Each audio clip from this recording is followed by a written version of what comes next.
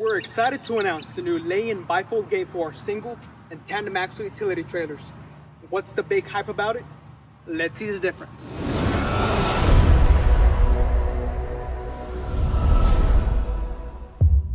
When not folded into the bed for storage, the gate functions with ease and exceptional ergonomics. The latch still stops the gate in the latch position and allows for quick and easy latching with no alignment necessary.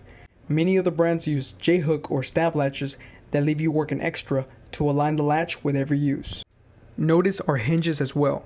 We have adopted some innovations from our gooseneck max rims here and recessed a second hinge point into the bumper to provide for the fold-in functionality without sacrificing any hinge integrity. Many other brands reduce their hinges to just the extreme outer edge of the gate in order to accomplish the folding capability. At the end of the day, if you need the gate folded in and out of the way for hangover or simply to reduce wind drag, just flip up the latches and fold over. Simple as that.